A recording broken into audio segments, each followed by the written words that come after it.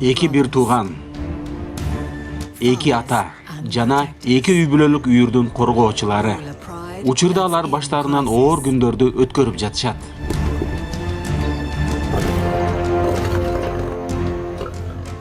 Анткени күрөшүүдө такшалган, күчтүү, тентиген эркек жаш арстандардын тобу аларга атаандашууда. Үй бүлөнү бузуп, тобундагы ургачы арстандарды тартып алып коюшу мүмкүн болуп турат. Чын эле Нисефо үй бүлөлүк тобу таркап кетеби?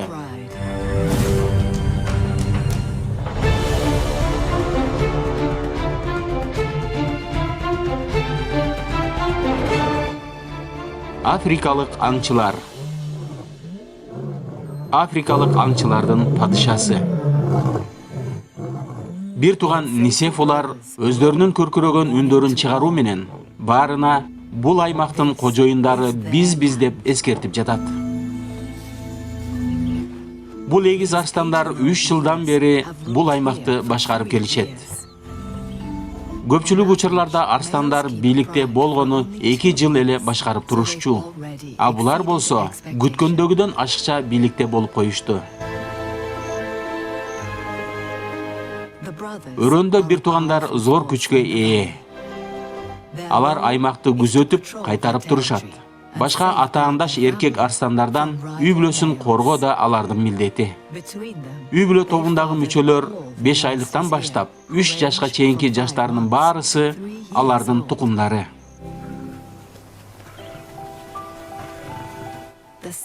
Эгиздердин бузулгус алакасындагы ийгиликтин сыры бул алардын туулган күндөн бери үзүлбөгөн байланышында жатат. Экөөнүн арасынан чиф өзүнө көбүрөөк ишенимдүү. А Ноч дегени болсо, өзүнө өзү анча ишене бербейт. Ал шериги башчы болгонуна макул эле. Алардын ээлеген аймагы батыш тараптан Анвар дарыясы менен чектешет.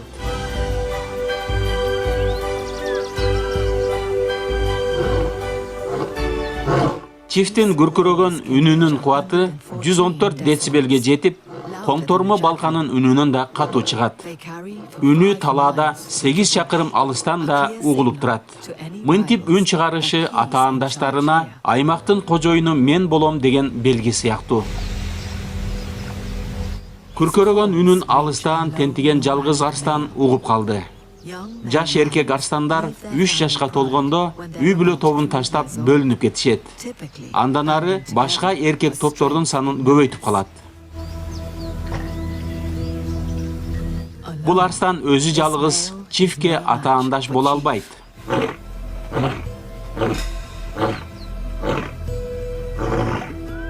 Бирок башкалар да бар. Бир туугандардын ээлеген аймагы дарыянын чыгыш тарабында. Кургакчылык мезгилинде суу ушул дарыяда гана калат. Ошондуктан бул дарыя бардык жандыктарды өзүнө тартып турат. Жаныбарлардын артынан көчмөн арстандар да келип калышат. Бир туугандарга өздөрүнүн үй бүлөлүк тобун коргоп, сактап калыш үчүн чоң аракеттерди жумшоого туура келет. Ноч деген эгиздин шериги күрөшкөнгө караганда ургачыларга тийишкенди жакшы көрөт. Ал топтон алыс жыла албай калды. Анткени арасында бир ургачы арыстан суюктук бөлүп чыгарып калды. Ноч ургачысынын жупташууга канчалык деңгээлде даяр экенин билиш үчүн мурдунун учун өйдө көтөрүп, феромонду жыттап көрөт. Ночко дагы бир аз күтүп туруу керек болду.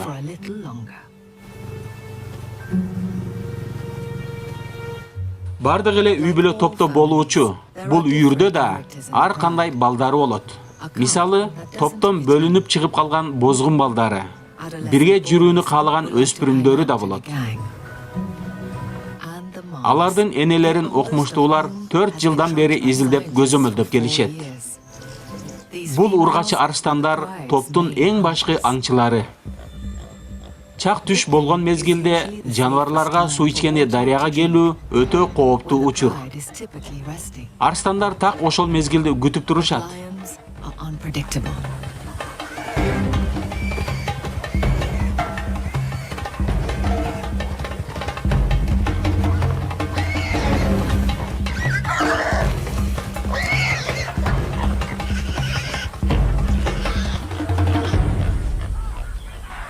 Алдынан шериктери тосуп чыкпагандыктан доңузду бул жолу Кудай сактады. Ургач арстандар ушуну менен эле тынып калышпайт.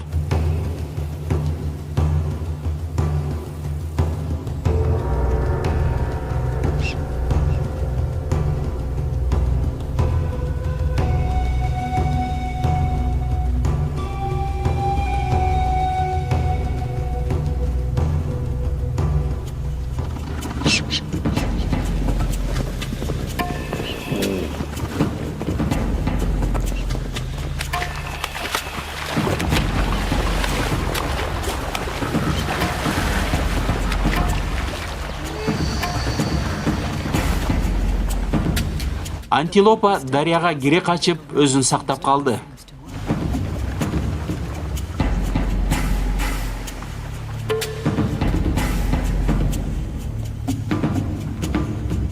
Бирок арстандардын арасынан бирөөсү ынанган жок.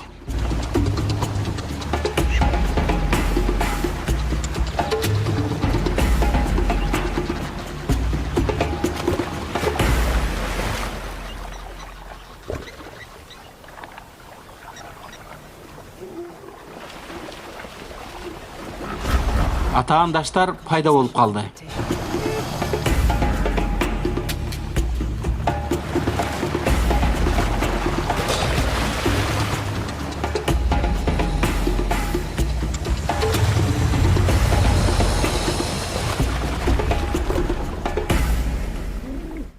Даяр олжону башкаларга тарттырып ийди.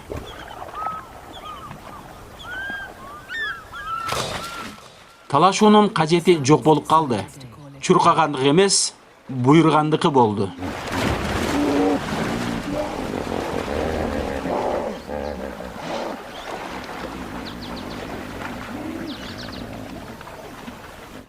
Топтогулар аңчылык бүттү деп чечишти.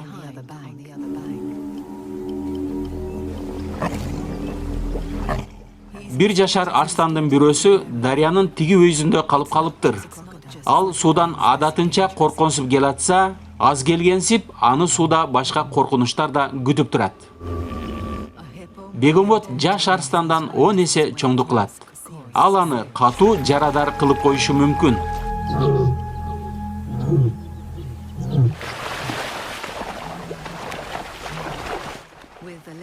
Эптеп качып, үй бүлөсүнө ийгиликтүү кошулуп алды.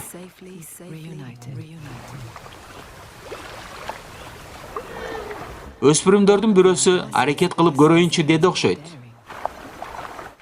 Бирок атаандаштар оңойчулук менен жөн эле берип койбостугун түшүнүп, артка чегинүүгө туура келди. Сабак алды окшойт. Дарыя өтө кооптуу жай. Бир туугандар кайрадан күзөткө кетишти. Бирок кандайдыр бир тынчсыздануу өкүм сүрүп турат. Чындыгында 3 жыл деген бул көп убакыт. Топтогуларды башкарып жана аларды коргоо барган сайын кыйындап баратат. Ээлеген аймактарынын баарын толук көзөмөлдөп турууга экөө эки башка жака бөлүнүү зарылдыгы келип чыкты. Мындай кылганы бүткүл аймакта биз кожоюнбуз деген белгинин эң жакшы көрсөткүчү. Бирок жалгыз арстан башкалардын каршысында алсыздык кылат. Чиф жаралышынан эле кыйын болчу. Ал чечкүндүү жана дайыма алга жүрүүгө даяр турат. Анын шериги үй бүлөсү менен чогуу калууну чечти. Топтогу коркунуч күчөп баратат. Арстандар алыстан күркүрөгөн үндү угушту. Демек, чакырылбаган коноктор келатканын сезишти. Арстандарда бийлик алмашуу аябай кайгылуу абалга тушук турат. Запкыны жашына карабастан топтун ар бир мүчөсү тартат. Майда балдарын кууп салышат. Ошончо жаш мезгилде аларга тирүү калып жашап кетүү аябай эле кыйын болот. Бир жашка толгон жаштарын тытмалап салуу же кууп айдап кетирүү күтүп турат. Эки жагдай тең өлүмгө тете. Эң кичинекей баласы дале болсо сүт эмет. Ага болгону 5 ай эле болду. Ал каардуу өзгөрүүнүн эң алгачкы курмандыгы болот. Жаш ургачы арстан татаал тандоо алдында турат. Ага жаңы эркек арстандардын пайда болушу жупташуу мүмкүнчүлүгүнүн жалгыз жолу. Топтогулардын арасынан Ноч гана бейкапар жүргөн сүйт. Салгылашууда ал дайыма бир тууган эгизине ишенип таянчу. Ал болсо азыр тамак издеп башка жакта жүрөт. Ит өңдүү чөбөрөлөр ага эң сонун азык болуп берет. Чөбөрөлөр 12си биригип деле гил тийген арстан менен күрөшүүгө батын алышпайт. Өлүп калган жандыкты издеп табуу жана бирөөлөрдөн тартып алуу эркек арстандын жашоосундагы маанилүү көрсөткүч. Алар көпчүлүк учурда топтогулардан бөлүнүп, алыс жүргөндү жактырышат. Өздөрүнөн жакшы аңчылык кылуучу ургачы арстандардын алып келген азыктарына дайым эле үмүт кыла беришпейт. Өспүрүмдөрү да башкалардын тамагын тартып, уурдап алышты үйрөнүшү керек. Алардын аңчылык кылуу жөндөмдүүлүгү дале болсо анча жакшы эмес. Бирок талап тоноо, уурдоо сезимдери ойгонуп калган. Кабыландын дарактын үстүнө тартып келип койгон азыгын арстандар жытынан сезип калышты. Жалгыз кабылан көптүк кылган арстандарга тең келе албайт. Бирок кабылан өлүк денени эч ким жете албай кылып, дарактын бийик жерине асып салган. Көзөмөлдөп кыдыруудан чалыгып чарчаган чиф кайрадан дайрага кайтып келип калды. Бул жер экинчи арстандын кайтарган аймагынын батыш тарабындагы чеги.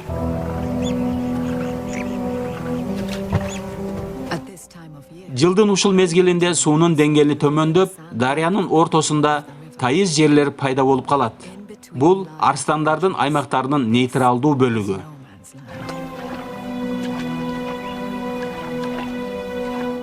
Ноч деген арстан өзүнүн башчы болгон шеригин тапканы суу жегине келди. Ал аны менен жолугушууну каалайт. Бирок чоочун жерге кирүүдөн коркот.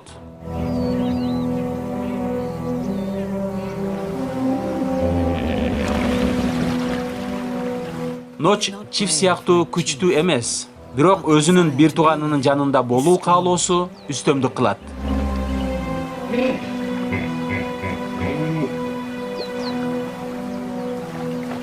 Ошондуктан ал чечкимдүү кадам жасады.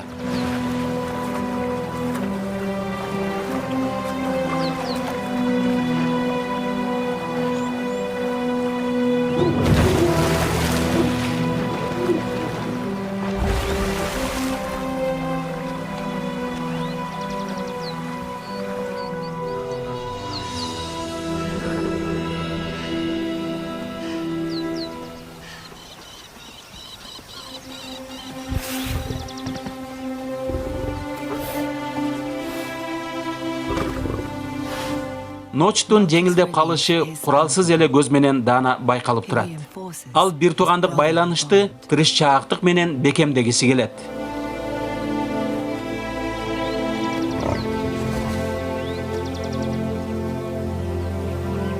Бирок чиф жайбаракаттанып калган жок. Ал атаандаштарынын жакындап калганын сезип турат.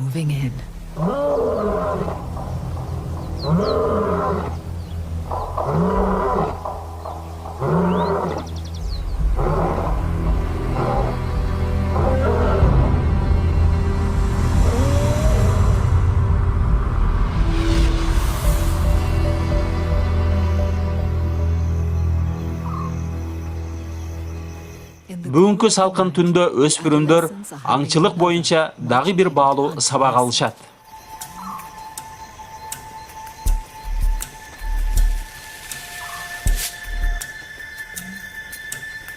Багытты туура тандоо өтө маанилүү.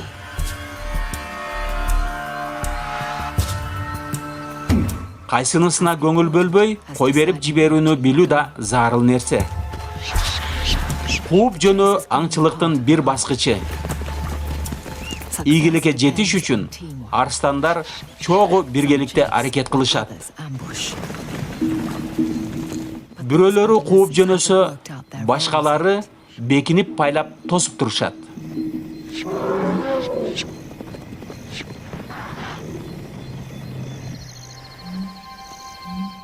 Бүгүн арасындагы эң чоң ургачы арстан аңчылыкка кошулган жок. Анткени ага бүгүн Ноч жупташууга келет. Ноч салгылашуудан көрө жупташууну жакшы көрөт. Ургачысы даяр болуп калган.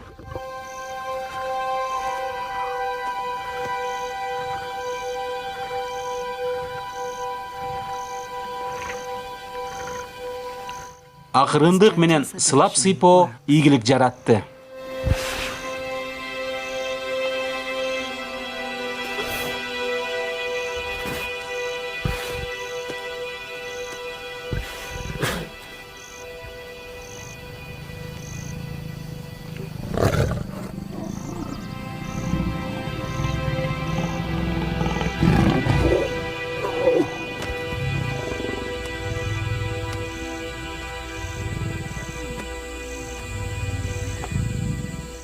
Үй бүлөлүк топтун келечеги бүдөмүк. Бул Ночтун акыркы тукум улоо мүмкүнчүлүгү болуп калышы ыктымал.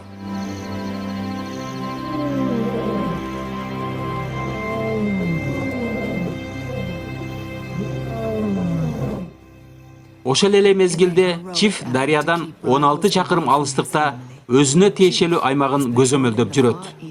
Ал эр жүрөктүк менен чоочундарды үй бүлө тобуна жакындатпоого аракет кылып турат. Ал алыстагы чек арага барганы менен дарыянын айланасын кароосуз калтырды.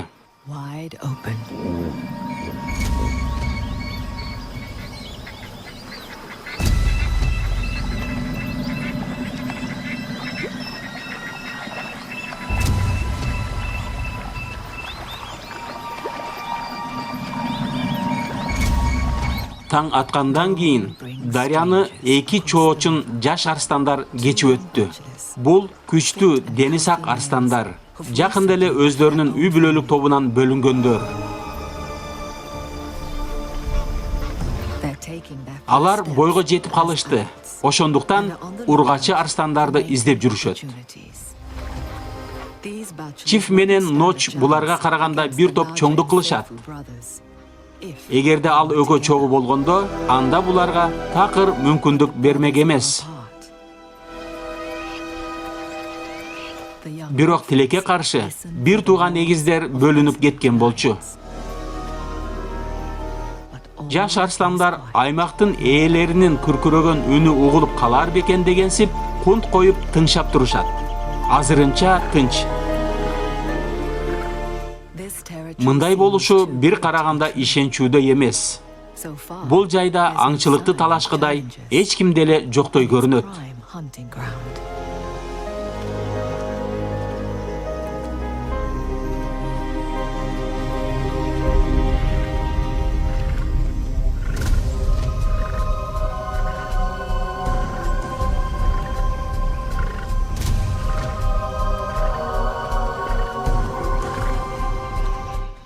Арстандардын барган сайын өздөрүнө ишенүүсү арта баштады. Мындай күркүрөгөнү аймактын кожоюну мен дегендик эмес, жер тилкеси бош экен деген белги сыяктуу. Ургачы арстандардын заарасынын мүнөздүү жыты бул эркектерин азгыруучу маалыматты жеткирүүчү кабар сыяктуу. Эң сонун учур тандалган. Өрөндүн бардык жерлеринде суу көлчөктөрү кургап калган. Буйволдордун тобу дарыяга келүүгө аргасыз болушат. Жылдын ушул мезгилинде буйволдор арстандардын негизги азыгы болуп калышат.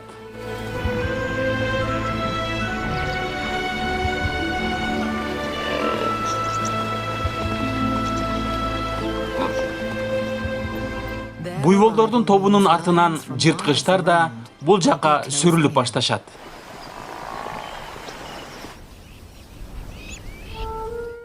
Чиф өзүнүн аймагынын чыгыш тарабын дале болсо кооруп жүрөт.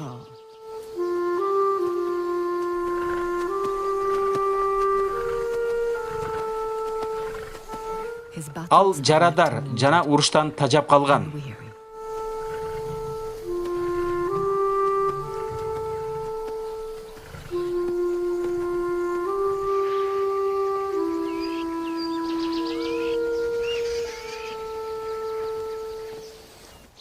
Күндөр өтүп жатат.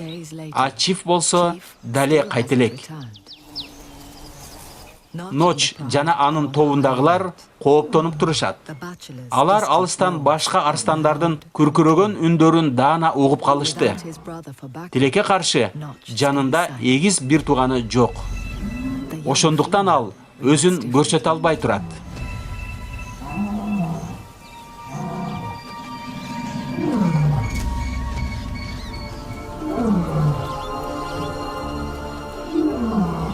Ал эми жаш ургачы арстан болсо, такыр башка мамиле кылганы турат.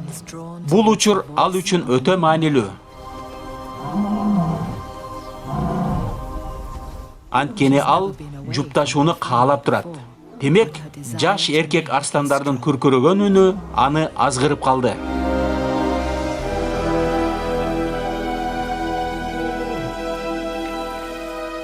Буга чейин ал эч качан үй бүлөсүн таштап кеткен эмес болчу. Бул жолу жупташуу каалоосу басымдуулук кылып койду.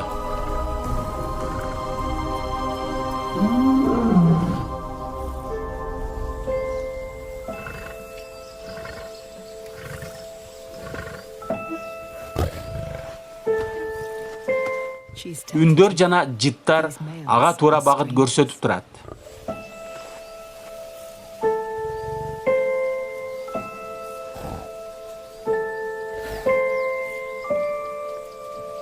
Ургачысы уялгансып турат. Анткени чоочундарды жакшы тааныбайт.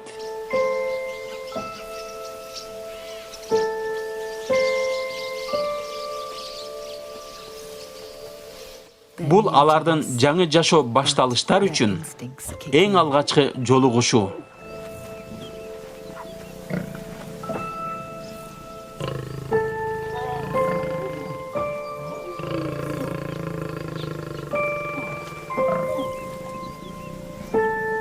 Жаңылардын инстинкт сезимдери иштеп кетти.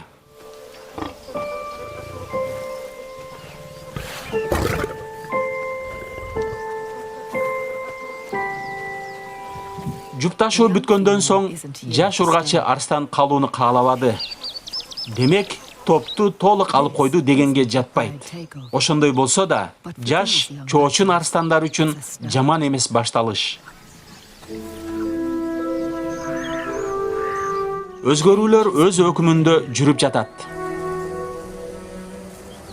Арадан бир жума өттү, а чифттен болсо кабар жок.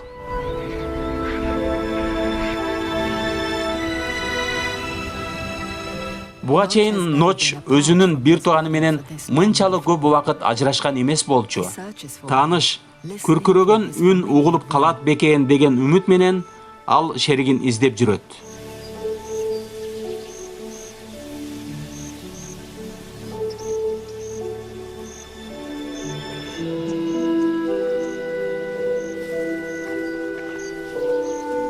Ал эгиз шериги жок, жоголгондой эле жалгызсырап калды. Башкача айтканда, орун басар башчысыз калгандай болуп турат.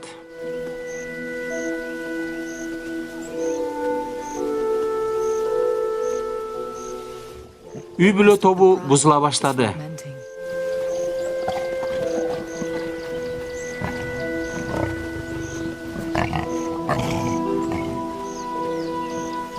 Ургач арстандар эт табышкан, бирок эмнегедир өспүрүм жаш арстандары көрүнбөйт.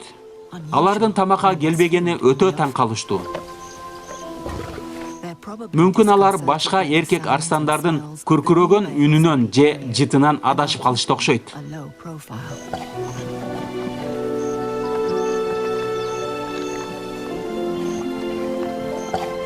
Өспүрүмдөрү кайда экени азырынча белгисиз.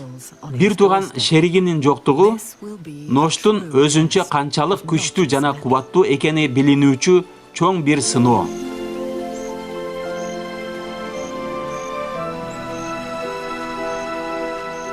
Ушундай оор мезгилде топтун арасындагы эң чоң ургач арстан маанилүү чечим кабыл кылды. Ал айланада дале болсо күркүрөп үн чыгарып жүргөн чоочун жаш арстандарды көздөй бет алды. Бул үндөрдүн жана жыттардын салгылашуусу. Душмандары үн каткан жок. Эркек арстандар жеңдик деп ойлоп калышты.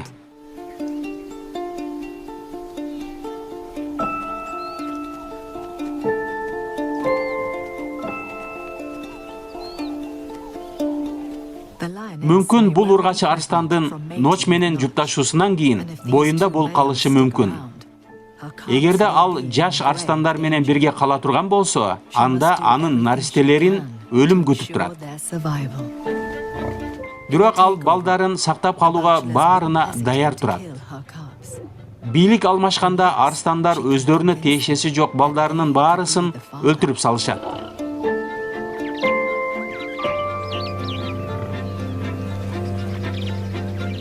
Душман менен жупташуу бул эң чоң чыккынчылык.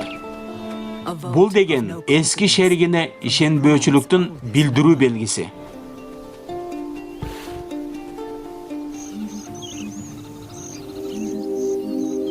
Арадан дагы бир ай өттү. Ачиф дале көрүнбөйт. Ал өз милдетин аткарып, Сейил бактын коопсуз аймагына чыгып, көз жумду.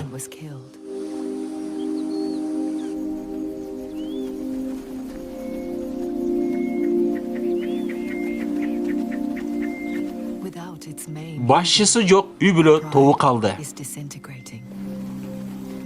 Өтө такшалган ургачы арстандар да кетип жатышат.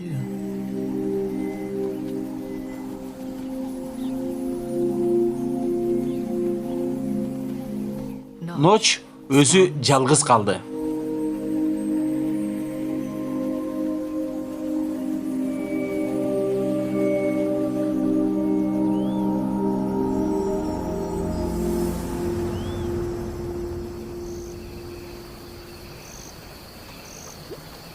Ал бир нече күн тамак жебей кыйналды.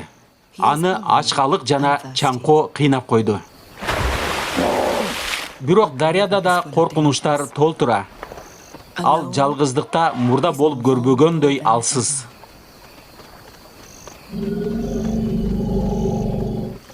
Баткакка чөгүп чыга албай калган буйвол жакшы тамак болуп бериши мүмкүн. Мына ушундай жагдай ушул өрөөндүн баалуулугун жогорулатат. Ошондой болсо деле Ноч жакындагандан коркуп турат.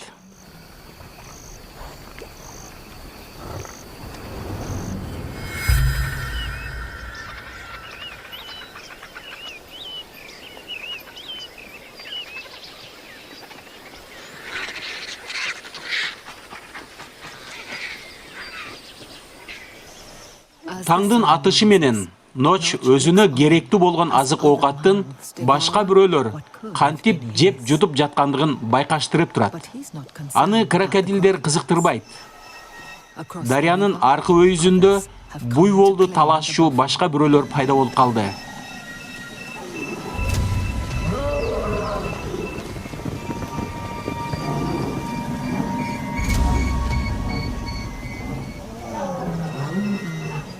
Жыйырма эки арстандан турган чоң бир үй бүлө тобу келди.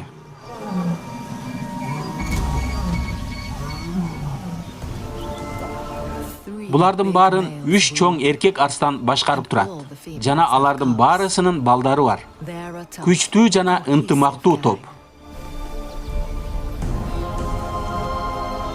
Керек болсо крокодилдер да бул жерде ким кожоюн экенин сезип калышты. Топту башкарган эркектери биринчи курсагын тоюндурууга укуктуу. Ноч өзүнүн ушул жерде экенин билдирбей турат. Бул топтогулардын саны көптүк кылат. Ошондуктан Нисефу тобундагыларды өздөрүнө кошушпайт. Демек, бул арстандар Ноч үчүн эч кандай кооптонууну жаратпайт.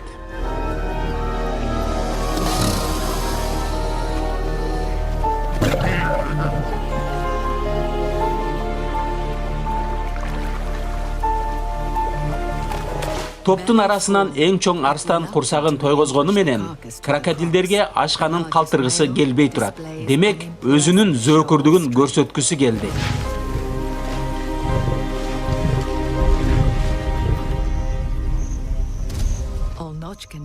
Ночко башынан өткөн жашоо турмушун элестетип эскерүү гана калды.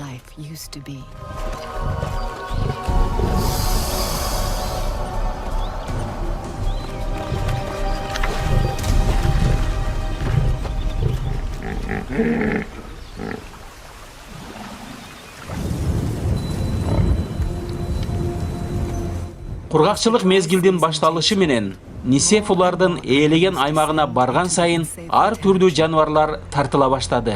Өрөөндө жашоо кайрадан кайнап жатат.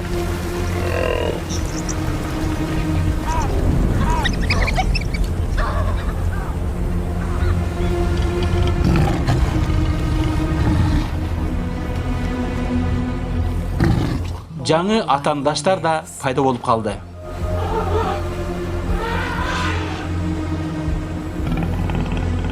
Булар жаш арстандарга караганда чоң жана көлөмү да эки эсе чоңду кылат. Алар Нисефулардын жеринде тим эле өзүнүн үйүндө жүргөндөй кеңири басып жүрүшөт. Бул жоокерлер башкалардын аймактарында жылдар бою тентип жүргөн такшалган тажрыйбалуу согушкерлер. Демек алар эч нерседен коркушпайт. Бул тажрыйбалуу жуптардын бир көрүнүшү жаш арстандарга бардыгын түшүнүүгө жетиштүү.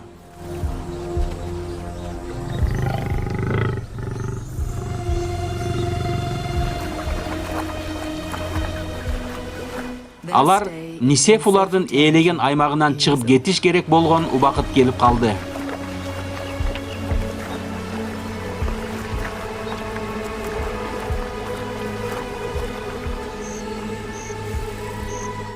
Алар бир эле Нисефуларга эмес, анын урпактарына да чоң коркунуч туудуруп турат.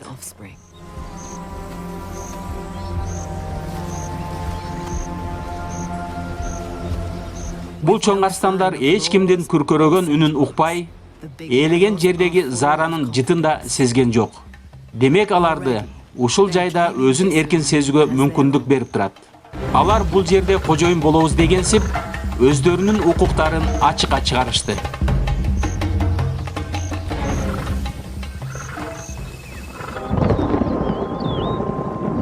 Ноч болсо дагы бир канча жума жашырынып алды.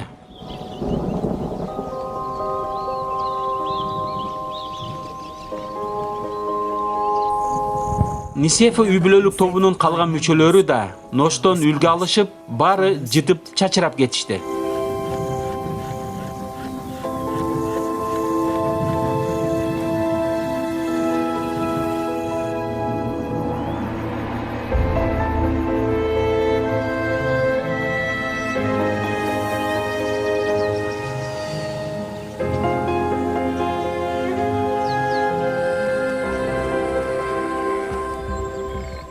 Буйволдордун көптүгүнөн улам, чоочундардын азык оокаты кеңири.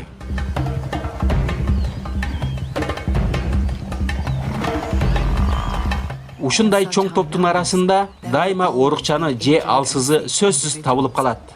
Ошондуктан бул экөө азыктын тартыштыгын байкашпайт.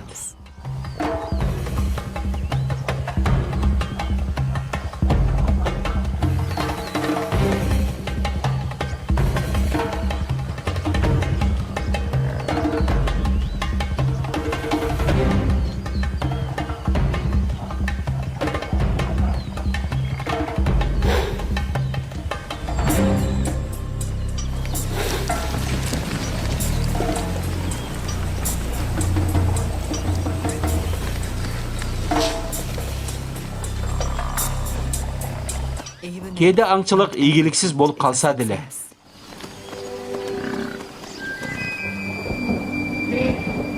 Асманда булуттар айланчыктап калды. Акыры аягы аба ырайы өзгөргөнү турат. Жамгырдын келиши менен өзгөрүүлөр да башталат. Чоочундар үчүн тамак аш булагы ордун алмаштырып калды. Арстандар үй бүлөлүк топтун бийлигин басып алса боло тургандыгын билбестен эле, белгилерин калтырган бойдон буйволдордун тобунун артынан ээрчип жөнөштү.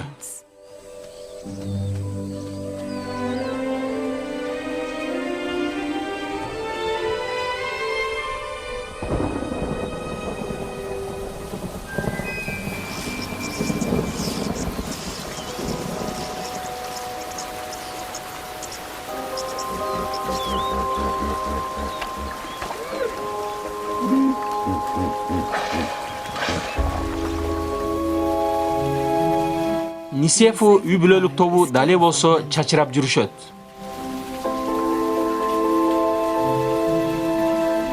Жыл мезгилинин өзгөрүшү менен аймактагы абал да өзгөрө баштайт.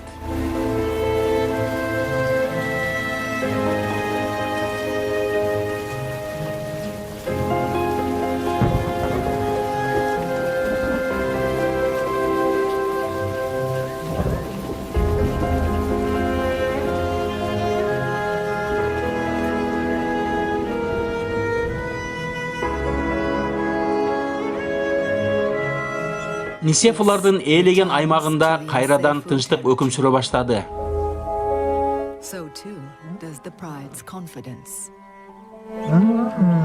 Арасынан бир ургачы арстан жымжырттыкты бузуп баштады.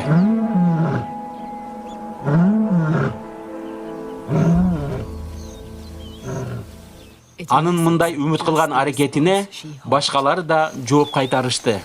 Ошентип акырындык менен үй бүлөлүк топ кайрадан кошула баштады.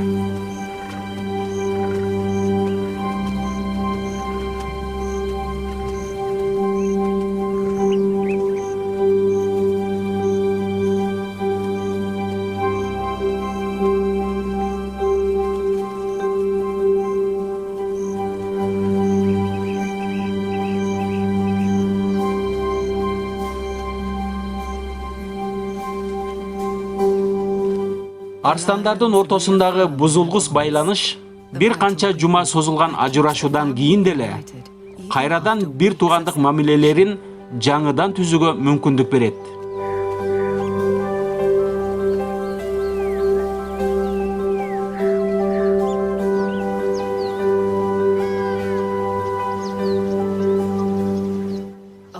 Жалгыздыкта бир эле Ноч өзү гана калды. Ал үй бүлөлүк топтун мүчөлөрү кайрадан биригишкенин билбей жүрөт.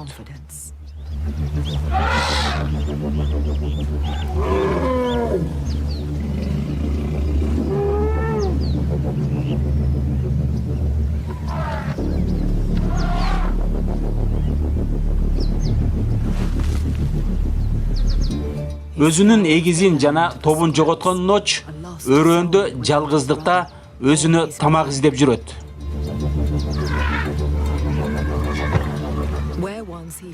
Качандыр бир мезгилде айбаттуу болгон арстанды азыр ким болбосун ары кууп салат.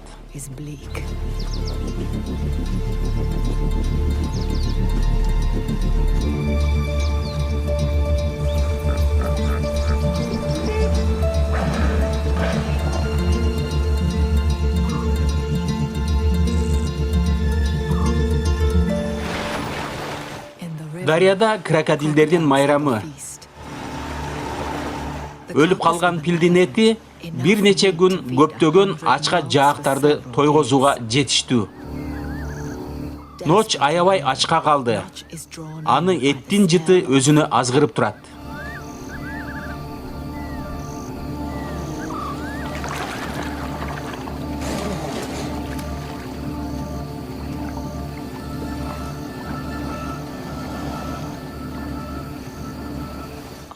Акылынан адашкан арстан гана мындай түндө крокодилдер жайнап жүргөн суга кирүүгө батынышы мүмкүн.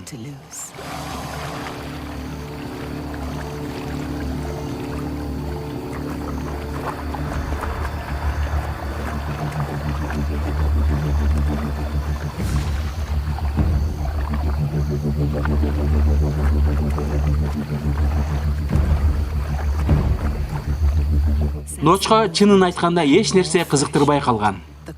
Крокодилдер келаткан кыймылды байкап, курмандыгын көздөй жылып башташты.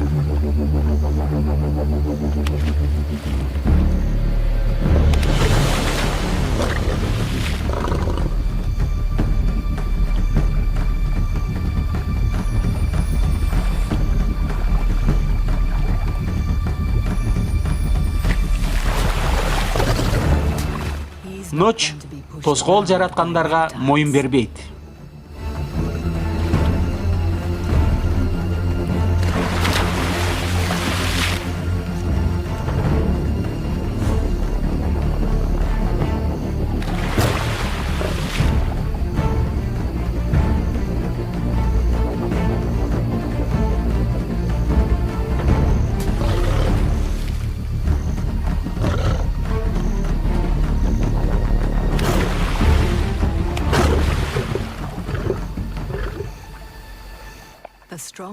Эттин чуулгандуу жыты ургачы арстанды да өзүнө көңүл бурдурду.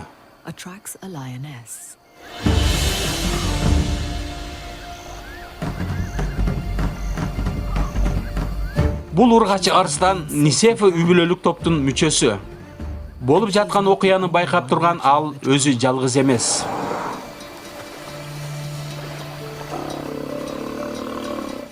Пилдердин тобу да көргөнү келишти.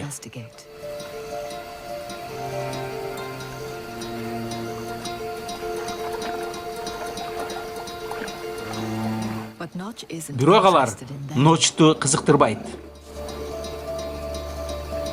Ал 3 жумадан бери өзүнүн үй бүлө мүчөлөрүнүн бирөөсү менен да жолугуша элек болчу.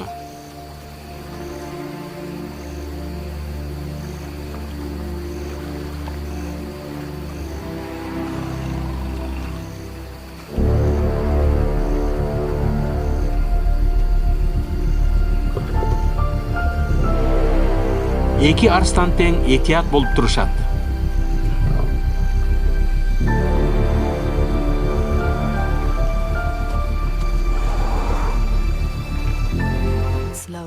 Акырындан Ноч жумшара баштады. Бирок ургачы арстан кетип калды.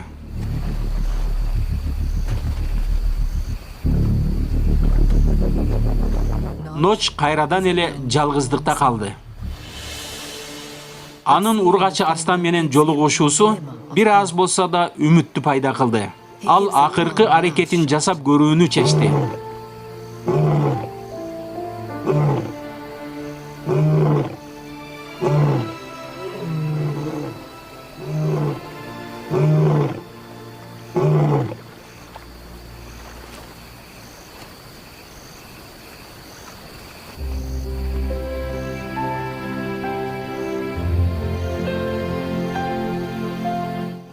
Жай баракаттык менен анын тааныштары пайда боло баштады.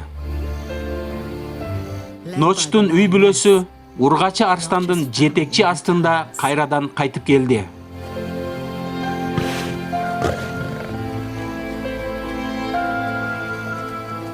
Үч жыл кооруп жүргөн үй бүлө мүчөлөрү кайрадан Ночко чогуу биригишти.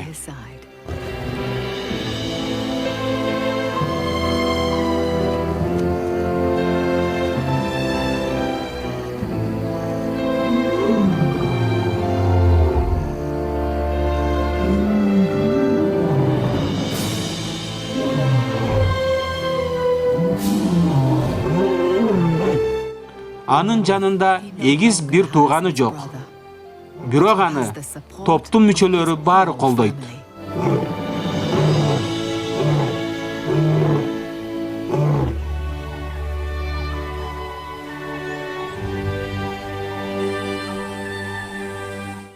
Чифтин ордуна үй бүлөнүн башчысы катары болгон Ночко бир түн албетте ийгиликтүү өттү.